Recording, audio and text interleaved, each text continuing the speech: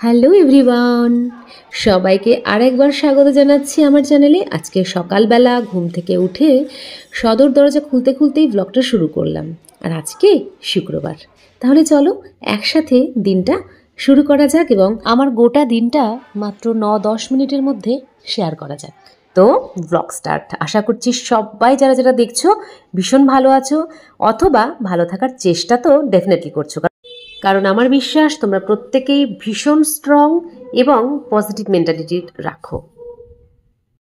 না, positive mentality মানে আমি বলছি না সব কিছুর মধ্যে ভালো ভালো দেখা।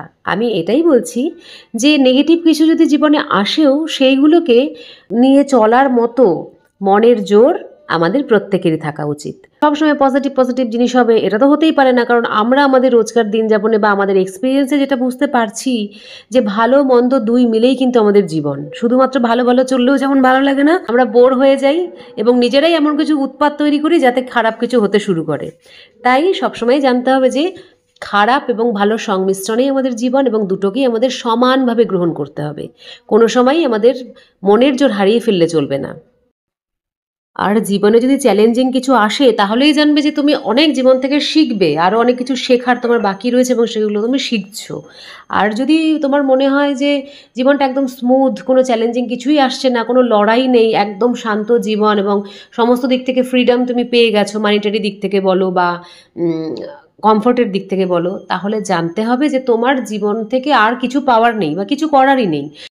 সমস্যাহীন যে মানুষ নিজেকে মনে করে সে কিন্তু অন্যের সমস্যার কারণ হয়। যখনই দেখবে তোমার জীবনে অনেক অনেক সমস্যা আসছে এবং সেগুলোকে তোমার সলভ করতে হবে, তখন জানবে যে তুমি অ্যালাইভ। তাই সমস্যা এলে কখনোই মুষড়ে পড়ার কোনো দরকার নেই। মনে করতে হবে যে আমি বেঁচে আছি, তার প্রমাণই হচ্ছে এই সমস্যাগুলো, এবং এই সমস্যাগুলোকে নিয়েই আমাদের চলতে হবে।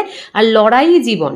যদি আমরা ঠিক করে আমাদের চারপাশে লক্ষ্য করি তাহলে দেখব যে মানুষগুলো কিছু না কিছু কাজের মধ্যে রয়েছে বা জীবনে থেকে শিখছে প্রতিনিয়ত, তাদের কিন্তু অনেক সুযোগ ছিল কমফোর্টেবল অবস্থায় থাকার। মানে তাদের হয়তো খাবার কালকে কী খাবে সেটা চিন্তা করার কোনো দরকার ছিল না, মাথায় ছাদ আছে এবং কমফোর্টেবল একটা লাইফ তারা ইচ্ছা করলেই পেতে পারতো। কিন্তু দেখা যায় তা হয় না। তারা কিন্তু সেই কমফোর্টেবল লাইফটাকে গ্রহণ করে না, বরং ভীষণ কৃচ্ছসাধন করে জীবনে কিছু একটা করার চেষ্টা করে, যার জন্য তাকে মনে হয় সে জীবিত এবং আমরা হয়তো বহুদিন ধরে তাকে মনেও রাখি। আমি এরকম অনেক উদাহরণ দিতে পারি। যেমন যদি বলি এপিজে আব্দুল কালাম, তার জীবনীটা যদি একটু পড়ে দেখো তাহলেই বুঝতে পারবে তার এতটাই ট্যালেন্ট যে তিনি হয়তো চাইলেই প্রচুর প্রচুর আড়ম্বরের মধ্যে জীবনযাপন করতে পারতেন, কিন্তু একটু জীবনীটা পড়ে দেখো তিনি কিভাবে জীবনযাপন করতেন এবং আজকে তাকে কে না চেনে। তবে হ্যাঁ, এপিজে আব্দুল কালাম বলো, নেতাজি সুভাষচন্দ্র বলো, তারা কিন্তু একজনই হয়েছেন। তা আমাদের যে এপিজে আব্দুল কালাম বা এরকম মহান মহান মনীষী হতে হবে এমন কোনো কথা আমি বলছি না। তবে হ্যাঁ, আমাদের মোটিভটা, আমাদের জীবনের যে ভ্যালুটা, সেইটা কিন্তু একটু উচ্চতরই হওয়া উচিত। ও মনীষীদের জীবনী থেকে আমাদের কিছু না কিছু গ্রহণ করা উচিত। তারা তো জীবনটাকে সেইভাবে চালনা করেছে বলেই আজকে ওই জায়গায় পৌঁছেছে।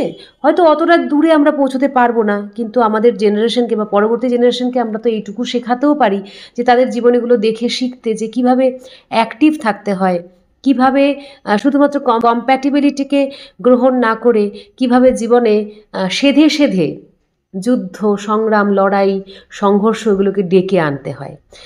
যদি জীবনে আমরা লড়াইকে, সংগ্রামকে, যুদ্ধকে ভয় না পাই, তাহলে যখন সাডেন কোনো একটা লড়াই আমাদের সামনে এসে দাঁড়ায় তখন আমরা কিন্তু স্টেডি থাকতে পারি। এটা কিন্তু জীবন থেকে শিক্ষা। তো সেই জন্য সবসময় কমফোর্টেবল থাকতে গেলে না আমাদের অনেক দিক থেকে পিছিয়ে পড়তে হয়। আমরা এতটাই কমজোর হয়ে যাই যে একটা বকুনি শুনলেই আমাদের মনে হয় যে কেউ আমাকে বুলিং করছে। সেই কারণেই অনেক সময় বাবা মার বকুনি খেয়ে ছেলেমেয়েদের কত বড় অন্যায় সিদ্ধান্ত নিতে দেখা যায়। আমি এইটুকু বলতে চাই যে আমাদের পরবর্তী প্রজন্ম, আমাদের যে পরের জেনারেশন, আমাদের ছেলে মেয়ে বা আমার বয়সী যারা আছে তাদের যে সন্তানেরা, তারা কিন্তু প্রচণ্ড দুর্বল হয়ে তৈরি হচ্ছে। আতুপুতু করে আমরা বড় করি এবং তার ফলে তারা একটা ধাক্কা খেলেই যেন মনে করে কত বড় না ধাক্কা খেয়েছি। মোদ্দা কথা, আবেগকে বেশি গুরুত্ব দিচ্ছে বুদ্ধির চেয়ে।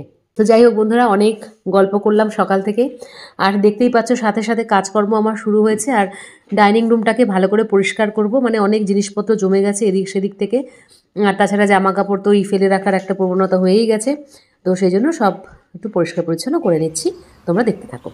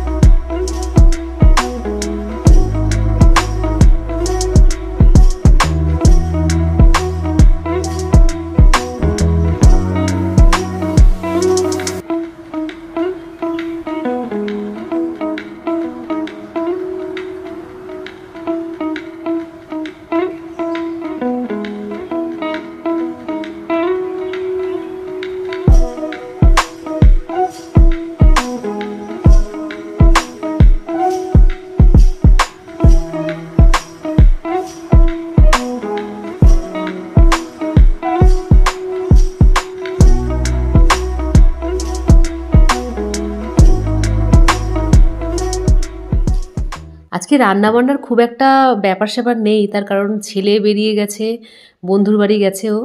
বার্থডে রয়েছে ওর এক বন্ধুর। আর আশিসও বেরিয়ে গেছে। আজকে রান্নাবান্না সেরকম কিছু করতে হয়নি। আমি ভেবেছি দুপুরবেলা একটুখানি সেদ্ধ ভাত করে খেয়ে নেবো। ডিম সিদ্ধ, আলু সেদ্ধ, ভাত। তো সেই জন্য আজকে ঘরের কাজে মন দিতে পেরেছি। সেই কারণে এই ঘরটাকে খুব সুন্দর করে গুছিয়ে নিলাম। আসলে ওই ধুলো হয়েছিল, ঝেড়ে পুছে আবার সুন্দর করে সব কিছু অ্যারেঞ্জ করে রাখলাম। আর তাছাড়া ঘরটা এখন মুছেও নিচ্ছি। আর মেড এখনও পাইনি, সেই জন্য এই সমস্ত কাজগুলো আমাকেই এখন করতে হচ্ছে।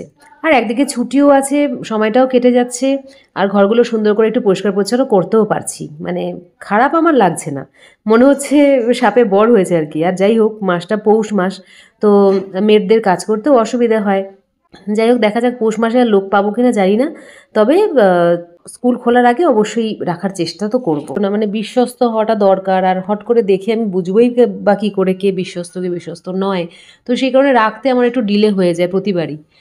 তাই সারাদিনের বাসনও মাজতে হচ্ছে, প্লাস ঘরগুলোকে মুছতে হচ্ছে, উঠোন ঝাড় দিতে হচ্ছে, এই কাজগুলো আমাকে এখন করতে হচ্ছে। তবে সব কাজগুলো করতে সব মিলিয়ে হয়তো 1 ঘন্টার বেশি লাগছে না। বলতে পারো উইদাউট জিম একটু ফ্রি হ্যান্ড এক্সারসাইজও হয়ে যাচ্ছে। আবার ভাবছিলামও যে জিমে আবার ভর্তি হবো, জানো তো। আর বলো না, নতুন বছর আসবে করলে এরকম অনেক কিছুই মনে হয়। বন্ধুরা, সারাদিন তো অনেক কাজই করলাম, তার মধ্যে আরেকটা কাজ একটু এক্সট্রা, সেটা হচ্ছে এই শাড়িটা থেকে না ব্লাউজ পিসটা কাট করে নিয়েছি। এই শাড়িটা থেকে এই ব্লাউজ পিসটা আমাদের পাড়ায় একজন ভালো বানায় শুনেছি। 2টো ব্লাউজ পিস আছে, 2টো ব্লাউজ পিস, একটা ব্লাউজ দিয়ে আসবো। এর ভেতরে দেখো একটা এই যে রানী কালারের একটা আছে, আর এই ম্যাজেন্টা কালারের একটা আছে। এই 2টো পিস ভাবছি দিয়ে আসি একটু। আর কেক বানাবো, তার জন্য একটু সাদা তেল নিয়ে আসি দোকান থেকে। 2টো কাজ একসাথে করে আসি। বেরিয়ে পড়ি, এসে চা করব। এই যে এই 2টো দিয়ে আসি। দিয়ে এলাম বন্ধুরা, আর তার সাথে সাদা তেল কিনে নিয়ে এলাম। ময়দা টয়দা সবই ঘরে আছে, তেলটা ছিল না। তো যাই হোক, দিতে গিয়ে দেখলাম যে যার কাছে দিতে গেছি, নতুন দিচ্ছি আমি, জাস্ট টেস্টিংয়ের জন্য দিচ্ছি। এরকম অনেক আমি বহু জায়গায় টেস্ট করেছি, কিন্তু সেরকম মনের মতো রেজাল্ট পাইনি। তো এটা নতুন, অনেকের মুখে শুনলাম ভালো বানায়। তো ওনার কাছে গিয়েছিলাম, উনি বললেন যে একটু অসুস্থ আছেন, মানে 10 দিন পরে উনি কাজ আবার চালু করবেন। তো আমি তবুও দিয়ে এসেছি, কারণ 10 দিন পরে হলেও আমার চলবে। আমি অ্যাকচুয়ালি এটা বানাতে দিচ্ছি মোটামুটি জানুয়ারি মাসের 15 তারিখের মধ্যে হলে আমার হয়ে যাবে। সেই কারণে দিয়েই এসেছি, 2টো পিস একেবারে দিয়েই এলাম। ব্লাউজও একটা দিয়ে এলাম, বললাম ওই মাপেই বানিয়ে নিতে। আর ফোন নাম্বার নিয়ে এলাম, আমারও ফোন নাম্বার দিয়ে এলাম, যদি আগে পরে হয়ে যায় তাহলে কন্ট্যাক্ট করে নেব। আর এসে দেখো এই যে চা বানাতে বসেছি, চাটা বানিয়ে নিয়ে এবার খেয়ে দিয়ে ভাবছি কি আজকের মতো ব্লগটা শেষ করি। আসলে আজকে কেক বানাবো, সেই জন্য এখনই ভিডিওটা শেষ করছি। পরের ব্লগে তোমরা কেক বানানোটা দেখতে পাবে। তো বন্ধুরা, বিদায় নিচ্ছি, বাই, টেক কেয়ার, ভালো থেকো।